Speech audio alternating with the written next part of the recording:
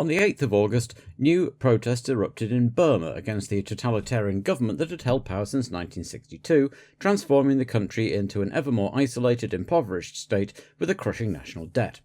Protests have been building up all year, with brutal repression leading up to the closing of all universities in March. Students organised a national protest march for the first week in August, and a general strike was called to coincide. And so began 6 weeks of running riots, protests, renewed repression and general chaos until the so-called State Law and Order Restoration Council, under General Saw Maung, staged a coup and replaced the previous military government with an even more hardline repressive one. The so-called 8888 uprising saw the rise to prominence of dissident leader Aung San Suu Kyi. In Pakistan, President Muhammad Zia-ul-Haq watched a demonstration of American M1 Abrams tanks, but on his way back his plane crashed after having been seen flying erratically. Zia and 31 others died in the crash, including many of the top brass of Pakistan's military, as well as the US ambassador and head of the military aid mission. Conspiracy theories have swirled ever since about the crash, with US, Soviet, Israeli or Indian interference, as well as factions within the Pakistani military government, all suggested. A government inquiry later suggested that the aircraft was deliberately sabotaged through a release of poison gas, with no black box ever having been found. The suspicion is that it had been removed, and a retired Major General Mahmoud Ali Durrani has been cited as chief suspect after having been allegedly very insistent on Zia going on the trip, but nothing's ever been conclusively proved. After 8 long years of stalemate, atrocity, devastation and economic hardship, a UN-brokered ceasefire finally ended the Iran-Iraq war. Estimates of casualties vary wildly, between 200,000 and 600,000 on the Iranian side, and 105,000 to 500,000 on the Iraqi side, with an additional 100,000 civilians, plus anywhere between 50 and 200,000 Kurds killed by Iraqi forces in the Anfal campaign, not directly part of the fighting, but justified at the time by the Iraqi government as a counter-insurgency operation. The war was compared to World War I, with its static front lines, use of poison gas, human wave attacks at bayonet point, and within both sides, to an extent, in Iran in particular, a glorification of the cult of martyrdom. On the day of the Belgian Grand Prix, an air show at the US Ramstein airbase in West Germany ended in disaster when 3 jets from the Italian Air Force display team, the Freccia Tricolore, collided during their display and crashed to the ground. One of the aircraft landed on the airbase's medical evacuation helicopter, severely injuring the pilot, who died 3 weeks later of his burns. The fuselage of another jet, still full of burning fuel, tumbled into the crowd and sent razor wire whipping round the area. In all, 67 fatalities were attributed to the accident, 31 of whom were killed instantly and over 500 injured.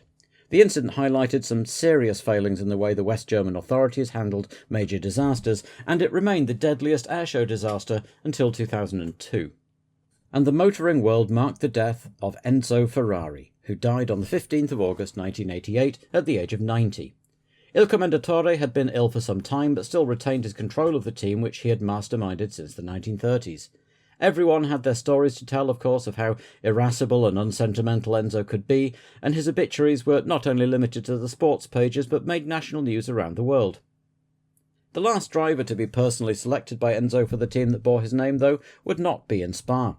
Nigel Mansell had to accept after Hungary that he just couldn't drive with chickenpox and had now acquired a secondary infection anyway, so on the Wednesday before the race weekend, Frank Williams gave Martin Brundle a call and he agreed to fill in. After several frustrating years trying to crack into Formula 1 with the underfunded Tyrrell and Zaxbyed teams, while watching his old F3 sparring partner Ayrton Senna become a megastar, Martin had been unable to secure a decent drive for 1988, and rather than spending another year tooling around at the back, he'd accepted an offer from his mentor Tom Walkinshaw to drive in the Jaguar sports car team. And with great success too. He'd won 4 out of 7 races so far, mostly co-driving with Eddie Cheever. But alongside that, he'd been doing a bit of testing work for Frank Williams to keep his eye in with the single-seaters, and so as he drove down the M11, he took the call on his new car phone that might give him a chance to show what he could do. Now, everybody wants to see you back in Grand Prix racing permanently and not just on a one-off basis, including you, I'm sure. What are the chances? I'm certainly talking to a few teams, but I have to say I've enjoyed this year so much with Jaguar, my self-respect, my personal confidence and just everything about being a racing driver that I enjoy. has come back, and I'm not going to leave a team as good as Tom Walkinshaw's to drive and prop up the grid and give you somebody to compare Senna against. I'm not interested in that. If I can get a top drive, or at least a team I can see going in the right direction, then I'll stay with Tom Walkinshaw. The F1 circus never stops, even for the death of Enzo Ferrari, and more jigsaw pieces were put in place for 1989 in the 3 weeks between races, though mostly in the back room rather than the cockpit. Both Michel Tetu at Ligier and Gérard Ducarouge at Lotus had announced their departures from their respective teams, destinations unknown as yet, and while Williams aerodynamicist Frank Durney was widely thought to be Ligier-bound, there were now rumours that he might go to Lotus instead. Designer Christian van der Plein had parted ways with AGS and would design next year's Coloni. Zack Speed, meanwhile, had announced that they would not be building an in-house 3.5-litre engine for next year and were looking for an engine deal, with Japanese firm Yamaha apparently looking to emulate Honda's success in the formula. The Benetton team, meanwhile, had announced that Sandro Nannini had signed on for 1989 and 1990 and would be taking over as team leader next year, and would mark their 100th entry as a constructor, assuming you count Tolman, and Ford's 300th entry as an engine manufacturer.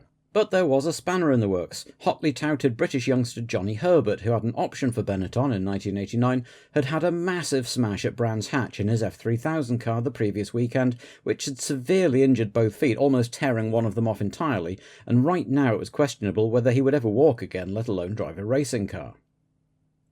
Everyone loves Spa-Francorchamps. The drivers love it, the teams love it, the spectators love it, and the journalists love it. After moving from its traditional early season slot, it now takes place on Bank Holiday weekend in the UK, attracting a decent British turnout. While the locals were excited by the form of their hero Thierry Boutsen, the French across one border were here to cheer on Prost as he tried to regain some of the initiative in the title race, and while the Germans just over the other border didn't have a lot to cheer on track at the moment, there was always a decent number of them. With pre-qualifying done, Laraury, the man with the early bath this week, all eyes turned to the Ferraris and McLarens as the main event got underway. As usual, the Ferraris were good in a straight line, but the team understandably didn't look at their best, while of course the McLarens were class of the field as usual. The weather in Belgium is famously changeable, and on Saturday it rained. Friday's times would decide matters then, though Martin Brundle turned some heads by being fastest in the wet, with Nakajima and Piquet second and third. Ayrton Senna was once again on pole, with Alain Prost as usual alongside in second place, with the Ferraris of Berger and Alboreto on row 2, Michele notably a full 1.1 seconds behind his teammate and nearly 2 off pole. Then came next year's teammates Patrese and Boutsen, Nannini in the second Benetton, Nakajima 8th and out-qualifying Piquet by 1 place. The Jaguar sports car trio of Warwick, Cheever and Brundle were next. Martin might have done better actually, but he had to finish the session early with sore neck muscles after nearly a year out of F1. The Ligiers were looking much better in 18th and 20th, both Zack Speeds qualified again, and Larini brought up the rear, so again, both Minardis failed to make the grid, as did Modena and Bailey.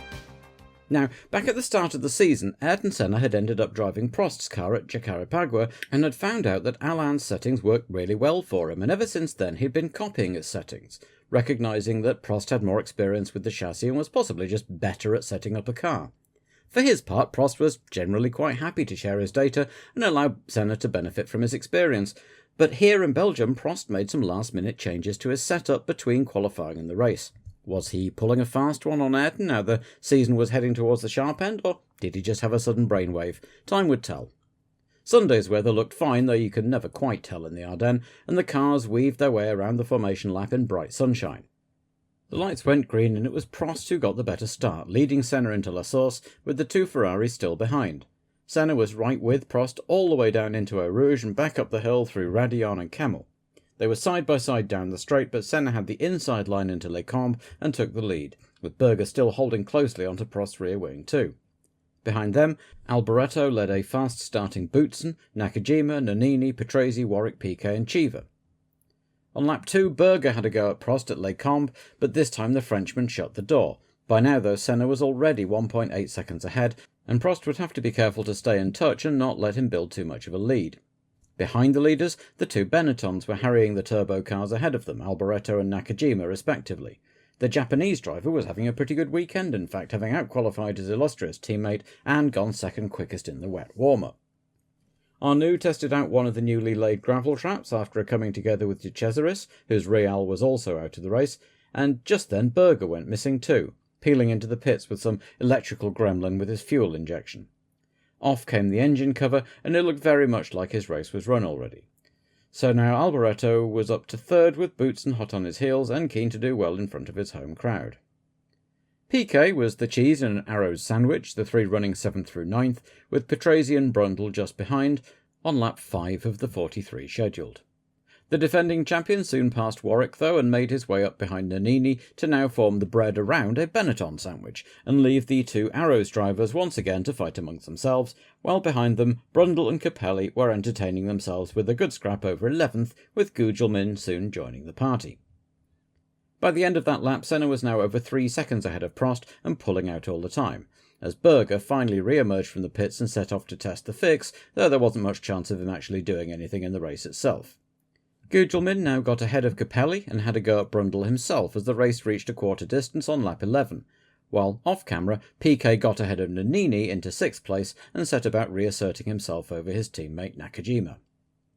As soon as the cameras caught up with the Loti, Gugelmin passed a tiring Brundle, and by now Senna's lead was up to 12 seconds as Larini came in to retire with a fuel system problem, and Berger came back in to give it all up as a bad job, not long after setting fastest lap. The leaders were fairly spread out by now, with Alboreto running a lonely 3rd, and Boutsen an equally lonely 4th behind him, as Senna continued easing away from Prost at a couple of tenths a lap, and Piquet passed Nakajima for 5th off-camera.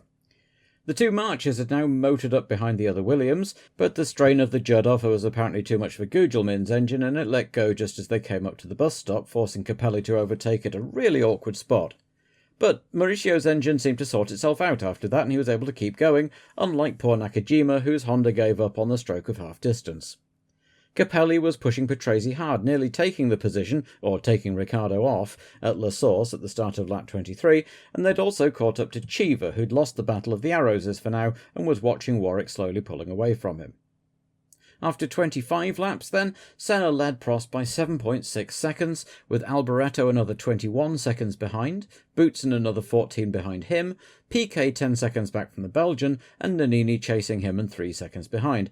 It looked like any change in the top 5 at least would be due to unreliability rather than overtaking on the road, so it was probably just as well that the cameras were following the almighty scrap between Capelli and Patrese, which saw Ivan finally force his way through on lap 26 as Ghinzani pulled over with an oil leak. Even the ever-cheerful Piercarlo was getting distinctly cheesed off with the Zack speed. Capelli wasn't hanging around, and was soon past the turbocharged Arrows of Cheever to take 8th, and the American soon had his mirrors full of Patrese and Gugelmin too. Heine Mada's engine fix couldn't come quickly enough, and the Williams Judd was through at the bus stop at the end of the same lap. Gugelmin should have been next past, but his clutch finally let go and spun him into retirement instead. With 13 laps to go, Prost seemed to have settled for second, now nearly 12 seconds behind Senna, and seemingly unable to make any impact on his lead at all. Patrese was next out on the same lap with a Judd failure of his own. Piquet, meanwhile, had found that his brake bias was slightly off, which was affecting his tyres, and he started to fade, with Nannini pulling up right behind. The temperatures were soaring, and a few teams, including Ferrari and Lotus, readied themselves for late tyre stops, but the former at least wouldn't get the chance, as Maranello's awful week concluded with another blown engine, which was of course great for Boutsen, who took over the 3rd place. He had a lot to live up to as well. His wife Daniela had won the Celebrity Saloon Car Race support event that morning. Nannini outbraked Piquet into La Source in a cloud of tyre smoke, by which time Capelli was also right up with a pair of them, and as Nannini disappeared into the distance, Ivan set about the triple champion on his wrecked tyres. Johansson parked his Ligier at Eau Rouge with 4 laps to go, with Palmer retiring his Tyrrell with a broken throttle a little further round the same lap, but apart from Capelli making his way past Piquet, there was not much on-track action in the last few laps. Ayrton Senna took his 7th win of the season and McLaren's 8th 1-2 finish to seal the Constructors' Championship in some style, with 5 races to go. Prost, for his part, trailed in nearly 30 seconds behind, and conceded to the media afterwards that Senna had as good as won the title. Boutsen came in 3rd, which he called as good as a win under the circumstances, with Nannini 4th, Capelli 5th and Piquet 6th, just ahead of the Arrows boys. The flurry of late retirements meant that Martin Brundle brought his Williams home 9th, doing his future employment prospects no harm at all, with Caffey, Alio and Streff and Tarquini the last cars running, though Johansson, Palmer and Schneider had also gone far enough to be classified. The next race was at Monza, where everyone, except presumably Ron Dennis and co., would be hoping that Ferrari could honour Enzo's memory by finally breaking McLaren's domination of 1988.